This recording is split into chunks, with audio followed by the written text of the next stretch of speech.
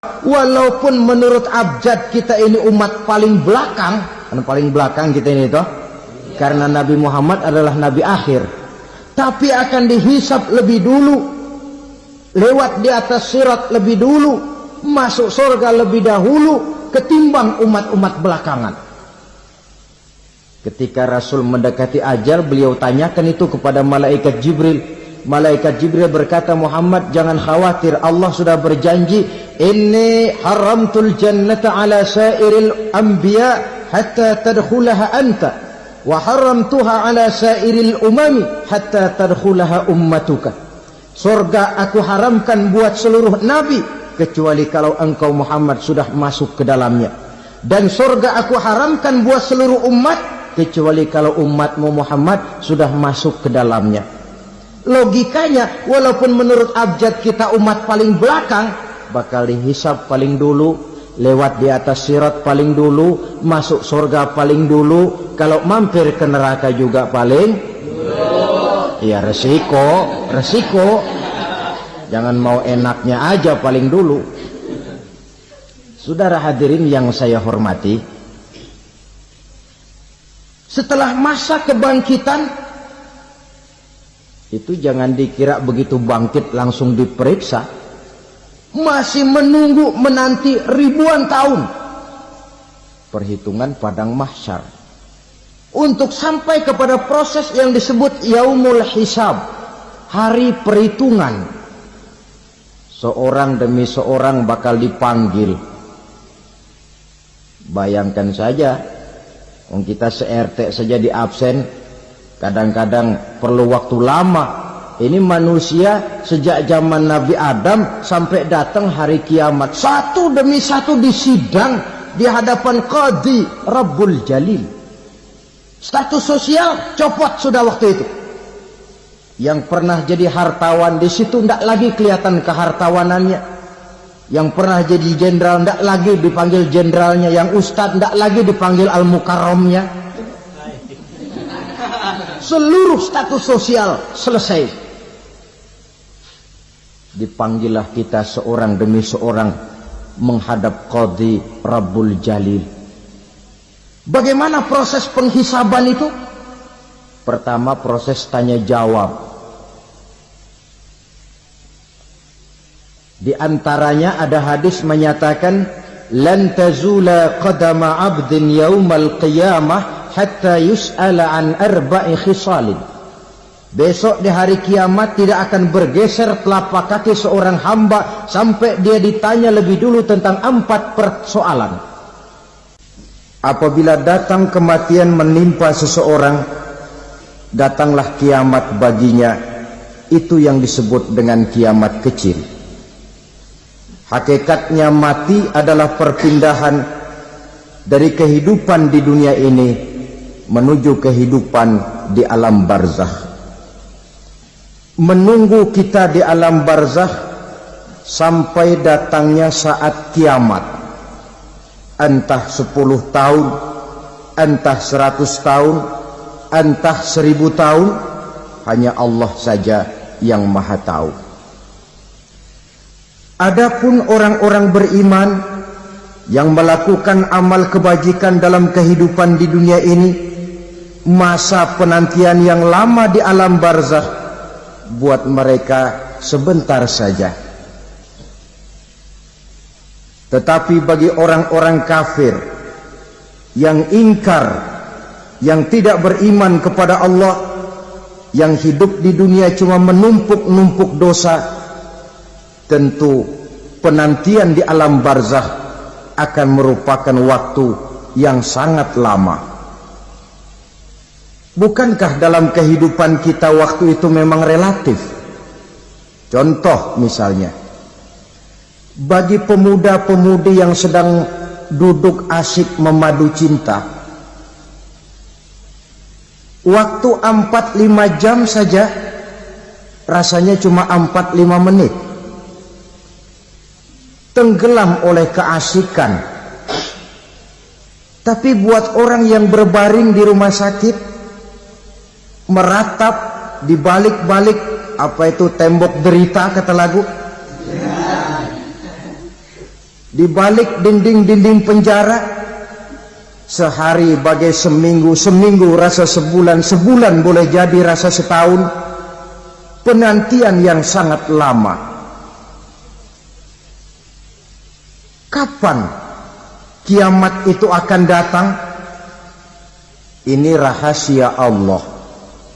Jangankan kita yang orang awam, baginda Nabi sendiri tidak diberitahu oleh Allah kapan kiamat itu akan terjadi. Tetapi sungguh pun demikian, banyak hadis-hadis yang menjelaskan ciri atau tanda-tanda datangnya kiamat. Nah, kalau sudah bicara soal tanda, tanda kiamat itu ada dua. Pertama yang disebut alamatus sughra, tanda-tanda kecil. Ini waktunya masih ada tenggang.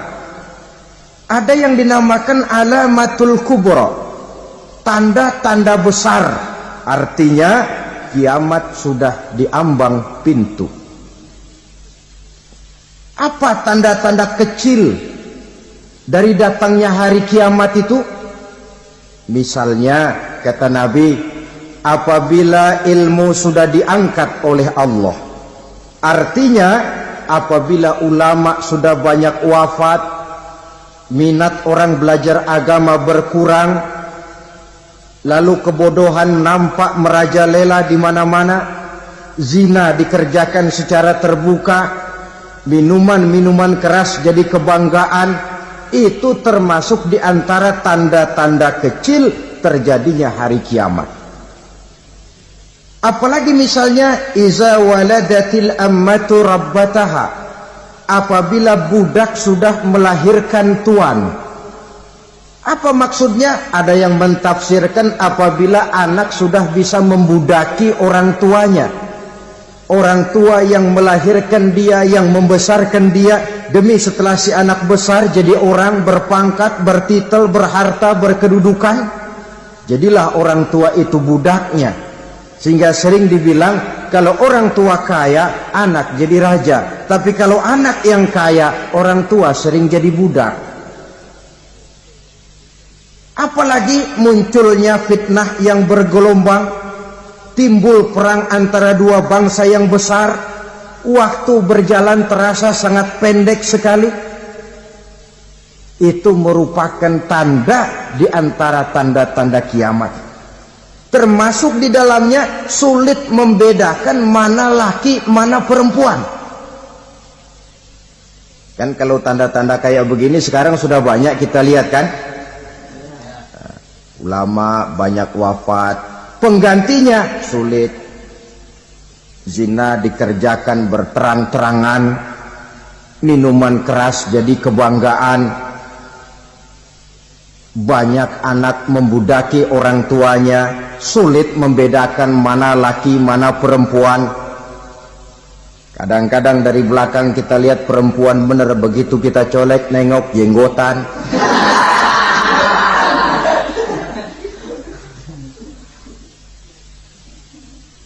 Ini termasuk tanda-tanda kecil, masih ada tenggang sampai akan terjadinya kiamat itu.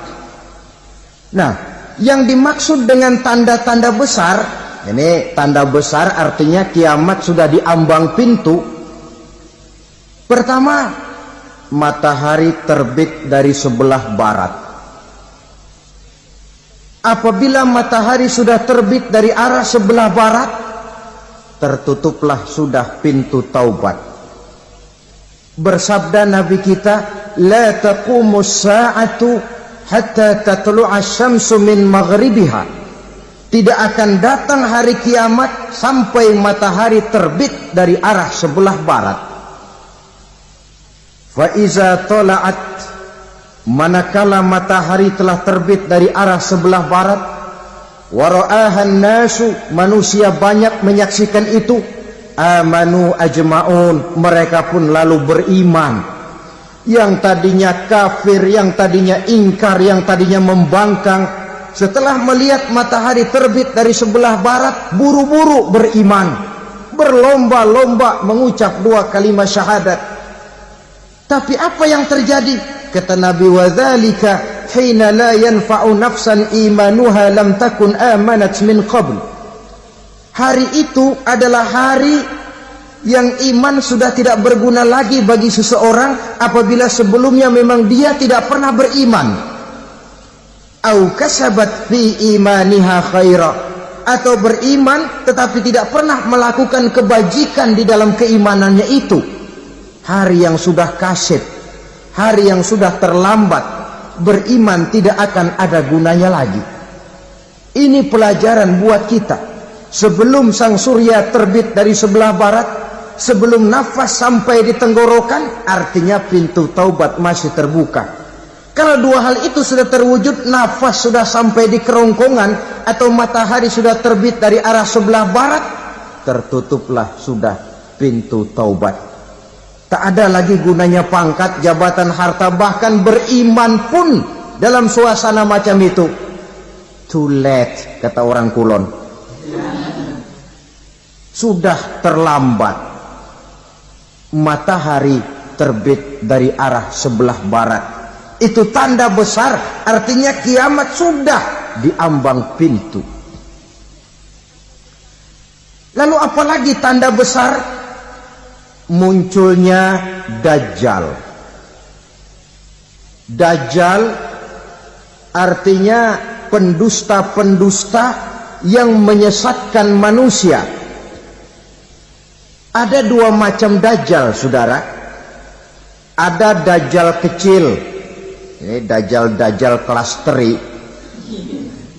Kalau ini sejak zaman Rasulullah sudah ada itu. Tiap zaman ada. Di zaman Rasulullah misalnya ada yang bernama Aswad al-Unsi dari Yaman. Ada yang namanya Musailamah al-Kazzab dari Yamama.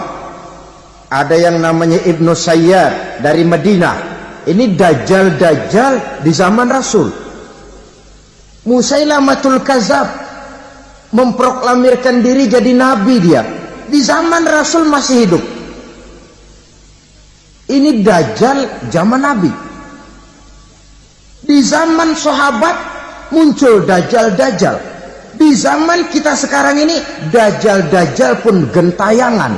Dajjal-Dajjal kelas teri.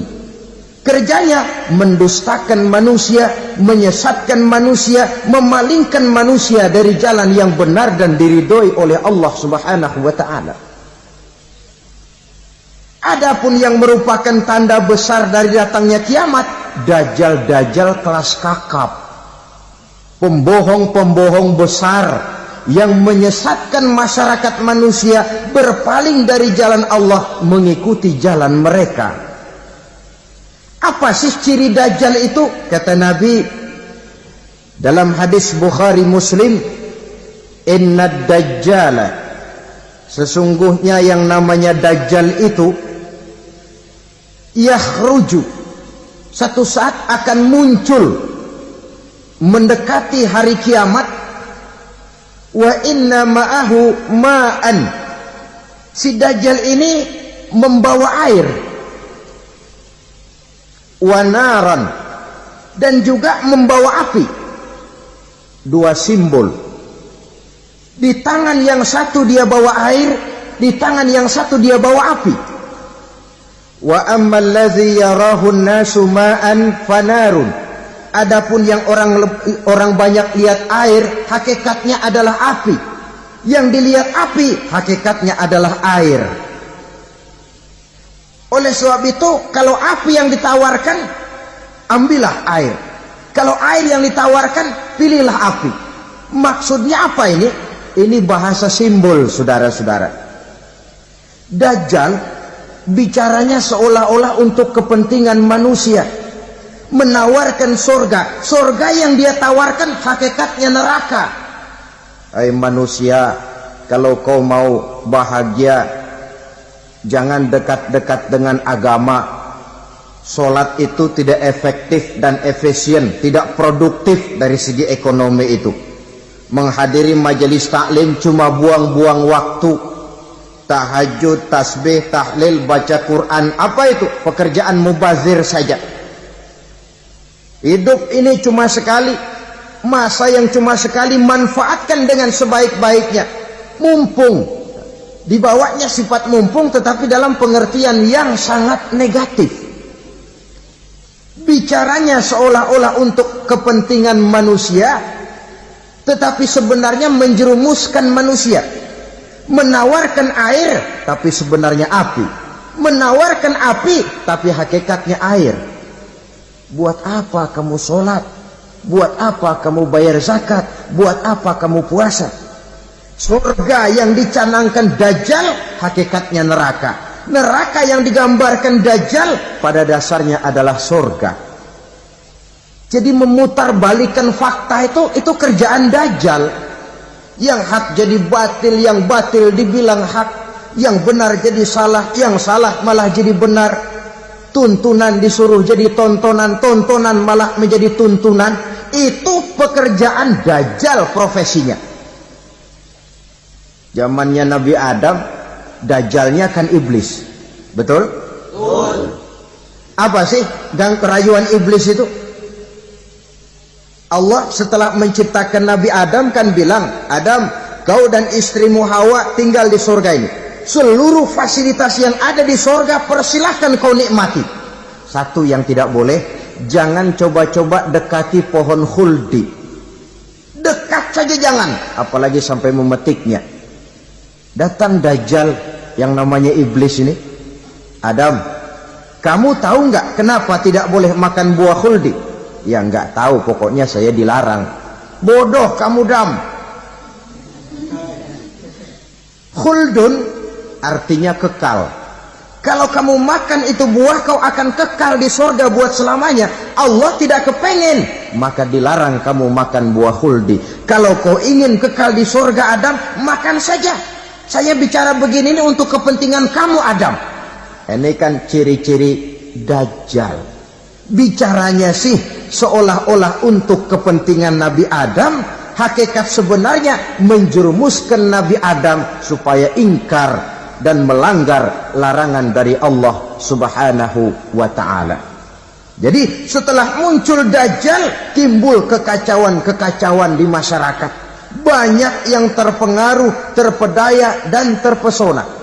Termasuk mereka yang memproklamirkan diri jadi nabi.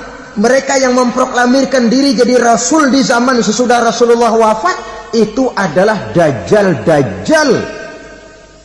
Maka saya ingatkan, kalau di zaman kita sekarang ini ada orang ngaku jadi nabi, ada orang ngaku jadi rasul, biar bahasa Arabnya kental, Quran hafal, hadis ribuan hadis hafal, biar pakai serban sampai menyengser ke tanah, bahasa Arabnya fasih, tapi dia mengaku jadi nabi, jadi rasul. Kita umat Islam wajib tidak percaya, wajib untuk tidak percaya. Itulah Dajjal-Dajjal zaman kita sekarang ini. Tidak mustahil mereka datang mempengaruhi orang-orang awam supaya berpaling dari Rasulullah, mengikuti mereka. Nah, di akhir zaman nanti, mendekati hari kiamat, Dajjal ini muncul, Dajjal kelas kakap, menyesatkan masyarakat manusia untuk berpaling dari Islam, mengikuti seruan mereka. Apalagi di antara datangnya kiamat itu, tanda yang besar itu, turunnya Nabiullah Isa Al-Masih, putra Maryam. Menurut berbagai hadis yang sahih, Nabi Isa Al-Masih nanti akan turun lagi. Tidak membawa risalah yang baru, tapi meluruskan risalah Islam ini yang telah banyak ditinggalkan oleh masyarakat. Bahkan ada hadis menjelaskan beliau akan membunuh Nabi, mematahkan kayu-kayu salib, lalu melaksanakan haji dan umrah mengikuti syariat Nabi Muhammad, bukan membawa agama baru. Menjadi semacam mujaddid, reformer, menyelamatkan manusia dari bisikan Dajjal. Bahkan ada riwayat yang menjelaskan bahwa Nabi Isa berhasil mengalahkan Dajjal, mengembalikan masyarakat manusia kembali kepada ajaran Islam yang datang dari Allah, dibawa oleh Rasulullah sallallahu alaihi wasallam. Dengan kata lain, turunnya Nabi Isa bukan sebagai nabi dan rasul baru, tetapi mengikuti syariat Nabi kita Muhammad sallallahu alaihi wasallam. Saudara hadirin, ibu-ibu hadirat yang saya hormati, kemudian apalagi di antara tanda-tanda besar akan datangnya kiamat itu? Keluarnya asap atau awan. Kata Nabi, inna min asrati sa'ah dukhanan yamla'u ma bainal masyriqi wal maghrib. Di antara tanda-tanda kiamat munculnya awan atau asap yang memenuhi antara langit dan bumi. Ini pun diperkuat dalam surah Ad-Dukhan ayat 10. Fartaqib yauma ta'ti as-sama' bidukhanin mubin fayughshan nas hadza azabun alim. Bagi orang-orang yang beriman, mereka biasa-biasa saja. Tapi bagi orang kufur, datangnya asap dan awan ini merupakan azab yang kelewat pedih. Barangkali sedikit mendekati gambaran tentang azab yang pedih ini, saya ingatkan alam pikiran kita kepada peristiwa yang belum lama terjadi. Pernah dengar berita bocornya reaktor nuklir di Chernobyl, Uni Soviet? Pernah dengar? Nah. Bocornya reaktor nuklir di Chernobyl yang mengakibatkan ratusan bahkan sangat mungkin ribuan nyawa. Cuma satu reaktor. Bagaimana kalau seluruh cadangan nuklir yang dimiliki oleh para negara adikuasa ini diledakkan? Bahkan yang konon menurut catatan, cadangan nuklir yang dimiliki bersama oleh Amerika dan Rusia sekarang ini sudah sanggup memusnahkan 6 miliar manusia. 1,5 kali lebih banyak dari jumlah manusia yang nongkrong di permukaan bumi ini. Saudara-saudara hadirin yang saya hormati, lalu saat mendekati hari kiamat, apalagi tandanya?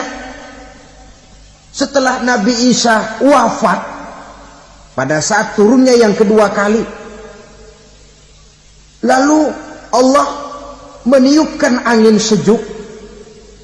Semua orang-orang beriman, orang-orang baik wafat, sehingga penghuni bumi ini cuma tinggal lagi terdiri dari orang-orang kafir. Tidak ada lagi di bumi ini yang bisa mengucapkan Allah. Sehingga dalam hadis qudsi itu ada keterangan, innallaha azza wa jalla yaqulu li Israfil. Allah pernah pesan kepada malaikat Israfil. Kata Allah, Israfil, iza sami'ta qailan yaqul Allah Allah fa akhirin nafah 40 sanatan ikraman liqailiha. Hai Israfil, apabila kau dengar di permukaan bumi masih banyak orang yang mengucapkan Allah Allah, maka tunda sangkakala kiamat itu 40 tahun. Untuk apa? Ikraman liqailiha, menghormati orang yang mengucapkan Allah Allah itu. Wah, jadi karena sekarang masih banyak yang mengucapkan Allah, besar hatilah kita, masih jauh kiamat itu. Tapi jangan lupa, kiamat pribadi, kiamat kecil itu yang gak kita sangka-sangka. Ajal datang mencabut nyawa, itu kiamat pribadi. Dan itu yang pasti kita hadapi. Dan itu yang membuat kita tidak boleh bersikap main-main di dalam kehidupan sekarang ini.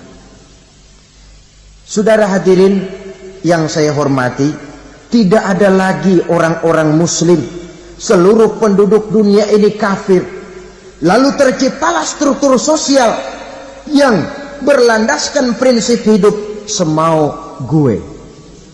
Bakal terjadilah prinsip di mana yang kaya menyantap yang miskin, yang kuat menindas yang lemah. Hidup sudah bagaikan di rimba belantara. Berlaku hukum rimba. Siapa yang kuat dia yang menang, siapa yang lemah menjadi mangsa. Timbul kekacauan, maksiat merajalela, munkarat menjadi-jadi. Sehingga isi bumi ini penuh dengan segala macam perbuatan dosa. Tidak ada perlunya lagi alam diperpanjang temponya. Datang saat yang sudah dijanjikan oleh Allah Azza wa Jalla, maka terjadilah yang disebut kiamat kubra, kiamat besar, kiamat hancur-hancuran. Bagaimana kejadian ini dimulai? Dalam surah Az-Zumar ayat 68, Allah Subhanahu wa taala berfirman, "Wa nufikha fis-suri fasa'iqa man fis samawati wa man fil ardi illa man sya'allahu." Maka manakala ditiuplah sangkakala, terkejutlah seluruh yang ada di langit dan seluruh yang ada di bumi. Bila saat kiamat datang, Allah perintah malaikat Israfil, tiup sangkakalamu. Ditiuplah sangkakala oleh malaikat Israfil. Yang akibat daripada tiupan itu, seluruh yang ada di langit, seluruh yang ada di permukaan bumi terkejut. Yang ada di langit siapa? Malaikat kan. Bayangin aja kalau malaikat kaget, apalagi kita. Terkejut seluruh makhluk yang ada di bumi, yang ada di langit mendengar suara sangkakala itu. Bunyinya tidak sanggup kita bayangkan dahsyatnya. Ledakan nuklir, ledakan neutron, belum apa-apa ketimbang bunyi sangkakala malaikat Israfil ini. Nah, lalu mendengar bunyi sangkakala ini, gemparlah makhluk, kacaulah alam.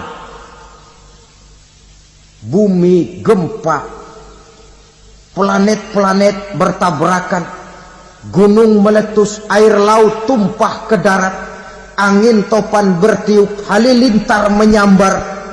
Lalu semua yang bernama hidup mati total. Mati bareng tanpa persiapan. La haula wa la quwata illa billah.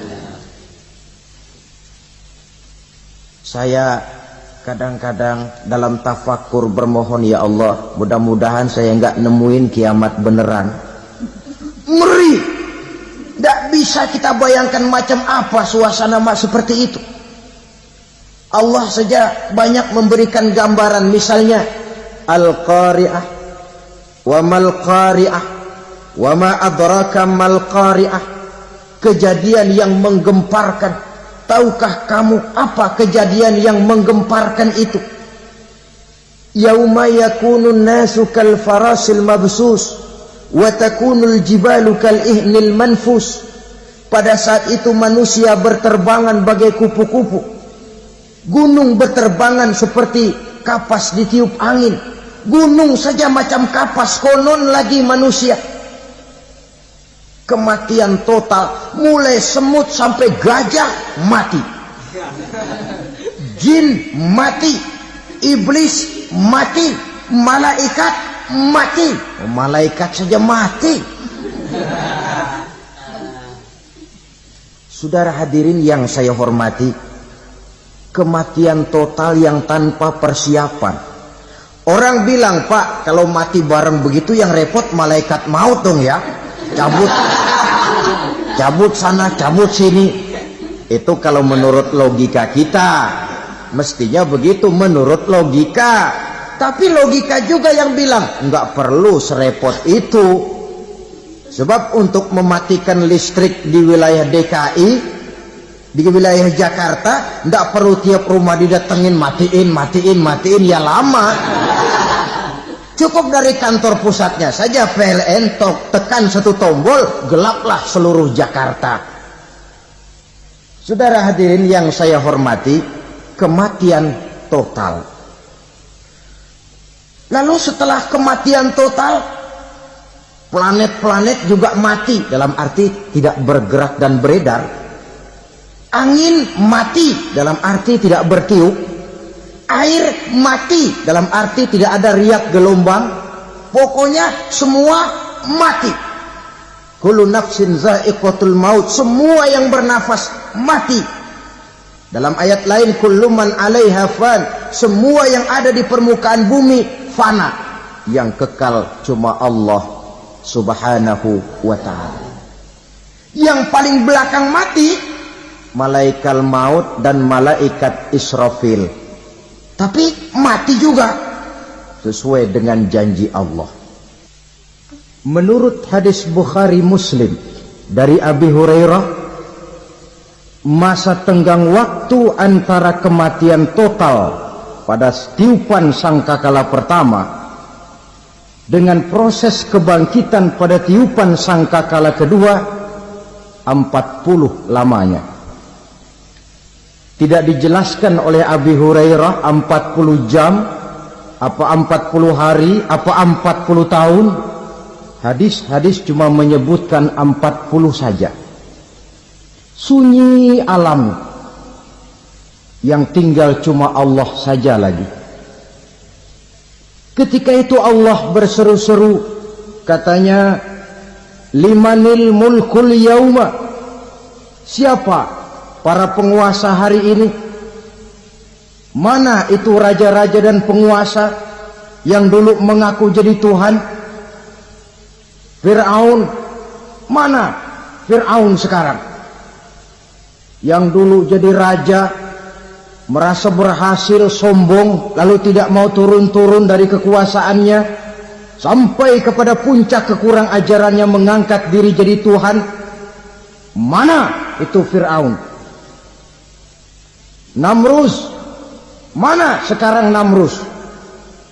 La ilaha illa ana, ternyata tidak ada Tuhan lain selain daripada aku, kata Allah. Proses kemudian, saudara-saudara, turunlah hujan dari langit. 40 lamanya hujan itu. Tidak jelas juga 40 jam apa 40 hari. Setelah air turun membasahi, datanglah tiupan sangkakala yang kedua. Semua yang bernama mati bangkit dari kuburnya masing-masing. Ini yang disebut Yaumul Ba'thi, hari kebangkitan. Allahu Akbar. Pada saat kita bangkit dari kubur kita masing-masing, kumpul di padang mahsyar namanya. Bayangin aja, saya sendiri nggak sanggup bayangin. Manusia sejak zaman Adam sampai zaman kiamat kumpul bareng di tempat sama. Berapa banyaknya itu?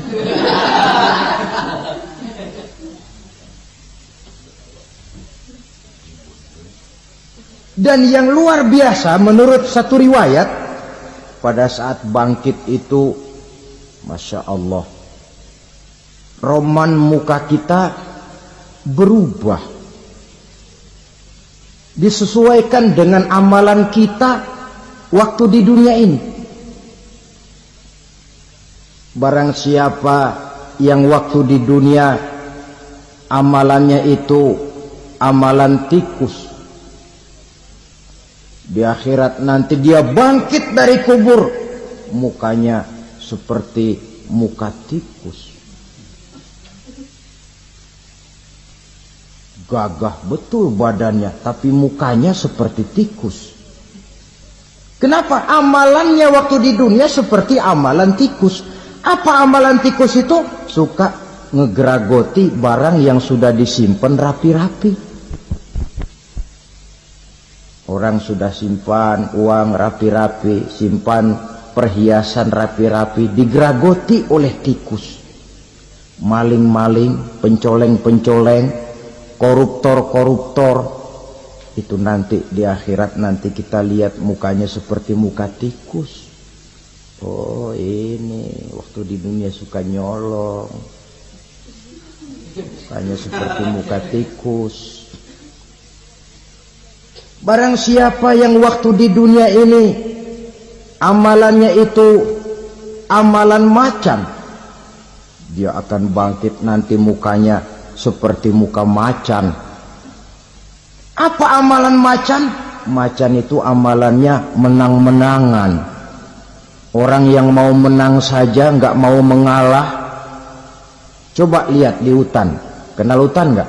Nah. Di hutan, raja hutan di mana-mana pasti macan. Betul kan? Betul. Padahal hutan belum pernah bikin pemilihan umum.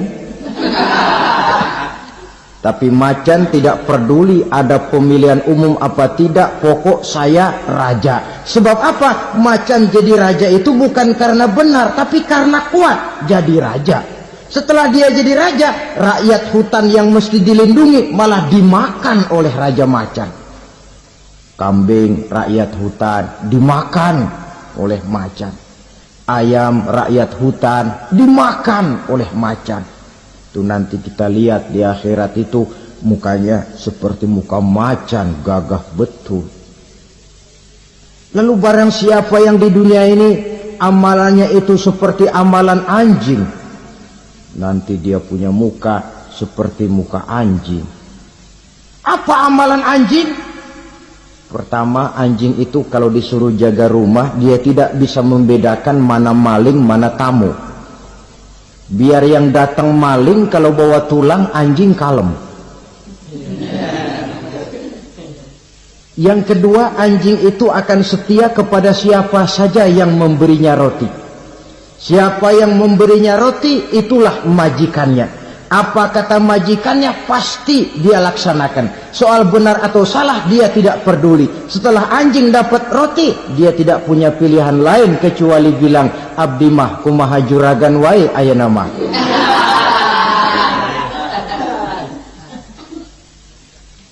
Saudara hadirin yang saya hormati,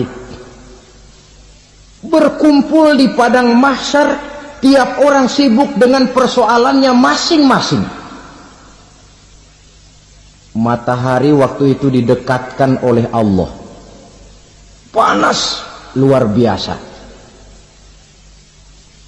Ada yang saking panasnya itu mencucurkan peluh keringat sampai sebatas mata kakinya.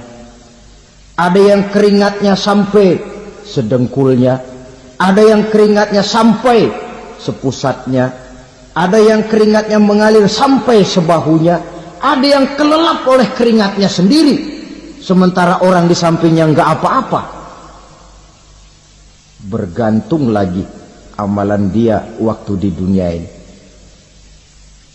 Saudara-saudara, sebagian orang dalam kepanikan padang mahsyar berombong-rombong datang mereka menghadap Nabi Adam. Ya Adam, anta abal bashar.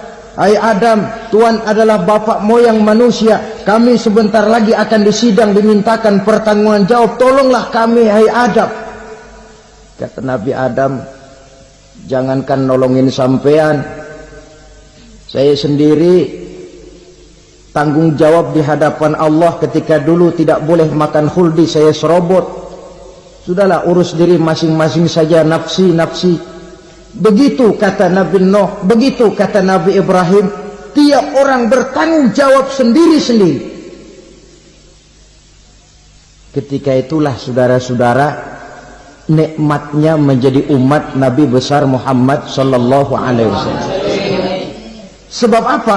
Walaupun menurut abjad kita ini umat paling belakang, kan paling belakang kita ini toh, karena Nabi Muhammad adalah Nabi akhir. Tapi akan dihisap lebih dulu, lewat di atas sirat lebih dulu, masuk surga lebih dahulu ketimbang umat-umat belakangan. Ketika Rasul mendekati ajal, beliau tanyakan itu kepada malaikat Jibril. Malaikat Jibril berkata, Muhammad jangan khawatir, Allah sudah berjanji, inni haramtul jannata ala sairil anbiya hatta tadkhulaha anta, wa haramtuha ala sairil umami hatta tadkhulaha ummatuka. Surga aku haramkan buat seluruh nabi, kecuali kalau engkau Muhammad sudah masuk ke dalamnya. Dan surga aku haramkan buat seluruh umat kecuali kalau umatmu Muhammad sudah masuk ke dalamnya.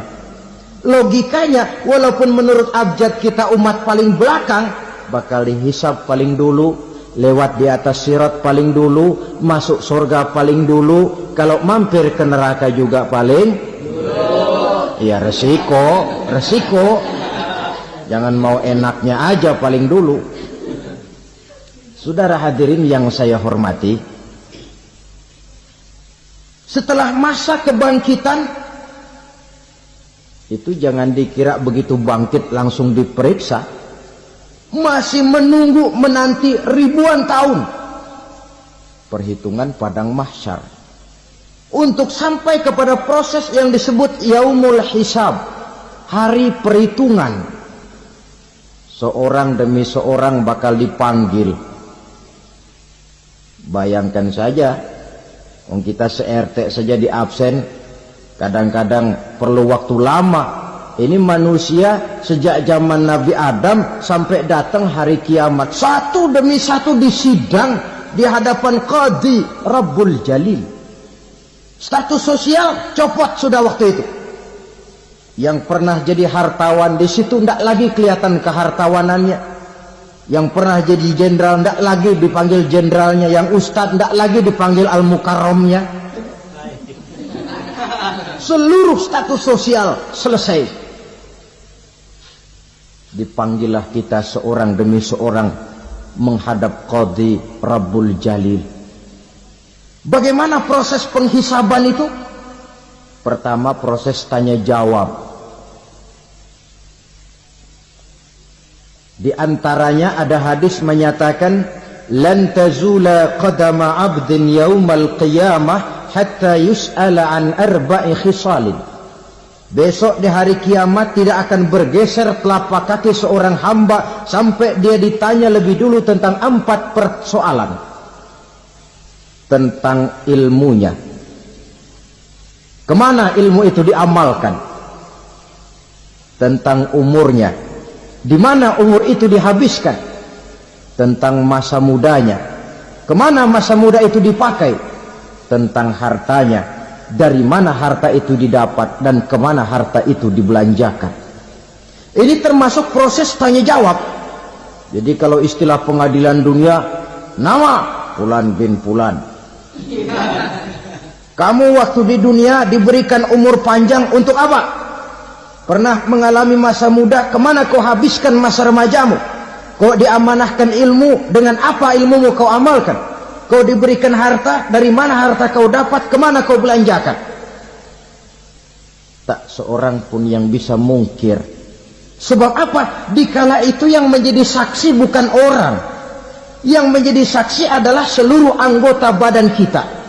Tangan bicara, kaki jadi saksi terhadap seluruh amalan yang pernah kita kerjakan pada saat kehidupan di alam dunia ini. Selesai proses tanya jawab, lalu diperlihatkan buku catatan kita waktu hidup di dunia ini. Jangan lupa Allah itu menyiapkan 2 superkomputer kepada kita. Sebelah ditempelin sebelah kanan, yang sebelah tempelin di sebelah kiri. Komputer itu namanya Raqib dan Atid. 2 malaikat yang apabila baik kita lakukan, refleks saja akan menulis kebajikan kita.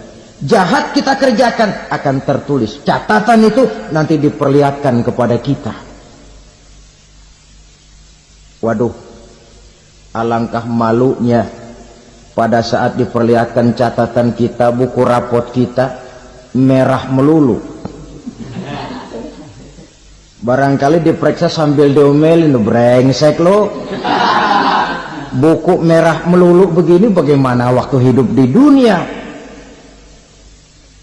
Tidak cukup diperlihatkan buku catatan kehidupan, rekaman kehidupan.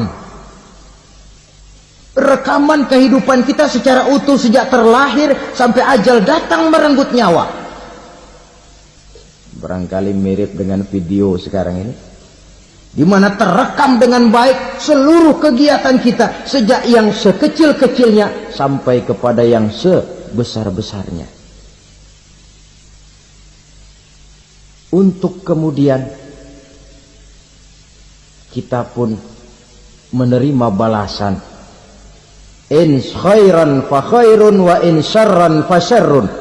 Kalau baik ya baik balasannya, kalau jahat ya jahat juga balasannya. Catatan-catatan kita diberikan. Kalau banyak kebajikannya diberikan di tangan kanan dengan cara yang halus. Kalau banyak kejahatannya diberikan dari sebelah kiri atau dilempar dari belakang.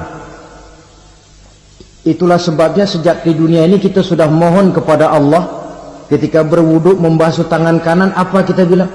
Allahumma a'tini kitabi biyamini wa hasibni hisaban yasira. Ya Allah, berikan saya kitab di tangan kanan, dan kalau saya memang perlu dihisap, hisaplah saya yang seringan-ringannya. Tangan kiri berlindung kita kepada Allah, jangan sampai diberikan kitab di tangan kiri atau dari arah sebelah belakang. Wa a'udzubika an tu'tiya kitabi bishimali aw min wara'i zuhri, dari arah sebelah belakang. Na'udzubillah min dzalik. Setelah selesai lewat proses penghisaban, lewat mizan, timbangan, maka yang sudah selesai dihisab itu bergeraklah menuju sirat, jembatan yang terbentang menuju surga melalui neraka. Saudara-saudara, panjangnya perjalanan sirat itu memakan waktu ratusan tahun. Tetapi orang yang lewat di atas sirat pun macam-macam, bergantung amalannya ketika di dunia ini. Ada yang lewat di atas sirat itu kal barqil khatib, seperti kilat yang menyambar, lep, sudah sampai dia di surga. Cepat bukan main. Ada yang lewat di atas sirat itu seperti orang lari-lari. Ada yang lewat di atas sirat itu seperti orang jalan biasa. Ada yang sambil merangkak, ada yang sambil ngesor, ada yang sambil gelayutan, ada yang selamat sampai ke ujung ke surga, ada yang tergelincir jatuh masuk ke dalam neraka, bergantung amalannya dalam kehidupan di dunia sekarang ini. Tiap kita akan melewati yang namanya sirat ini. Saudara-saudara kaum muslimin yang saya hormati, dengan demikian mereka yang selamat melalui sirat sampai ke terminal akhir surga, mereka yang ketika dihisab ternyata banyak kejahatannya daripada kebaikannya, mereka singgah di dalam neraka. Nah, adapun orang-orang yang beriman menurut ayat Quran dan hadis Nabi itu nanti ada bermacam-macam. Ada orang beriman itu yang dimasukkan surga. Ada orang beriman itu yang dimasukkan ke dalam surga. Ada orang beriman itu yang disebut penduduk surga. Kenapa lain-lain, Pak? Karena waktu di dunia amalannya juga lain-lain. Ada orang beriman yang masuk surga. Ini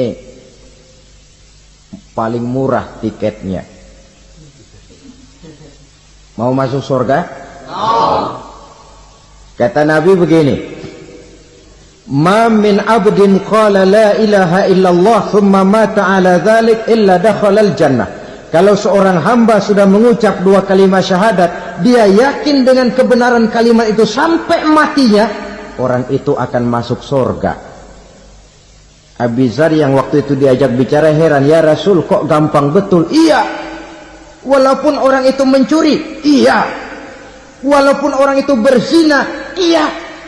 Biar dia mencuri, biar dia berzina, kalau dia sudah mengucap dua kalimat syahadat, dia yakin dengan kebenaran kalimat itu sampai matinya, itu orang akan masuk surga. Jadi masuk surga cukup 2 kalimat syahadat, yakin sampai mati masuk surga. Itu perkara masuk. Tapi kalau pertanyaannya diterusin, masuknya kapan Pak? Nah ini lain lagi urusannya. Sebab ada yang masuknya itu langsung, ada yang mampir dulu. Di sana tempat cuma 2, kalau tidak surga, neraka. Mau ke surga tapi mampir dulu, yang mampirnya jelas di neraka. Kenapa? Dalam hadis qudsi ada riwayat, nanti itu di akhirat, setelah Allah selesai mengatur penduduk surga masuk surga, yang neraka masuk neraka, Allah berkata kepada malaikat Malik, malaikat Malik, labaik ya Allah, itu bajingan-bajingan tengik, manusia-manusia durjana yang waktu di dunia tidak mau sujud, jauh dari ulama, gemar melakukan yang munkarat dan maksiat, hidup di tengah masyarakat selalu jadi bibit keonaran, kufur, sudah masuk neraka semua. Sudah ya Allah. Nah, kalau sudah, coba sekarang kamu masuk Malik. Saya, iya, masuk neraka. Mau apa ya Allah? Kata Allah, akhriju minan nar man kana fi qalbihi misqala habatin min khardalin min iman. Kau masuk neraka, cari di dalam neraka orang-orang yang ada imannya walaupun kecil sebesar biji zarah, angkat mereka keluar. Masuk malaikat Malik ke neraka, cari orang yang ada imannya, korek-korek. Ya repot, udah pada gosong. Yang ada imannya diangkat ke atas, yang ada imannya diangkat ke atas, lalu dimandikan di Nahrul Hayat, namanya sungai kehidupan di akhirat nanti. Cakep lagi rupanya, bersih lagi wajahnya, apel di hadapan Allah. Kata Allah, bagaimana Mas? Kapok nggak sampean? Kapok ya Allah. Nah, kalau kapok, idhab fadkhulil jannah, pergi masuk surga sana. Berangkat mereka ke surga, ketemu sama teman-temannya yang udah sampai lebih dulu, yang nggak pakai mampir lagi. Terjadi dialog. Kata teman-temannya yang udah pada nyampe duluan, Mas, iya, emang baru sampai? Saya baru sampai. Memang mampir di mana dulu Mas? Kita sudah lama sampai di surga. Saudara buka surah Al-Muddathir ayat 34-35. Ma salakakum fis saqar? Kenapa kamu mampir di neraka Saqar? Qalu lam nakum minal musallin. Mereka menjawab, kami mampir di neraka Saqar Mas, gara-gara dulunya kami waktu di dunia tidak pernah sholat. Tidak pernah sholat? Tidak pernah. Kan rumahnya dekat masjid, cuma dekat doang Mas. Sholat mah enggak saya. Enggak pernah ngasih makan fakir miskin, enggak pernah hadir di majelis taklim, pendeknya enggak pernah melakukan kebajikan, maka saya pun mampir di neraka Saqar. Untung betul saya punya iman Mas, sedikit. Waktu hidup di dunia dulu saya pernah mengucap 2 kalimat syahadat, sekali-kalinya waktu mau kawin. Masya Allah. Untung saja kawin, kalau nggak kawin polos.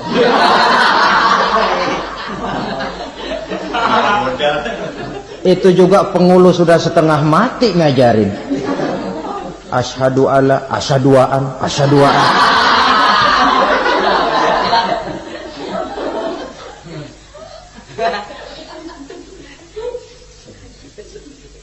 Ini namanya masuk surga, ada mampir dulu.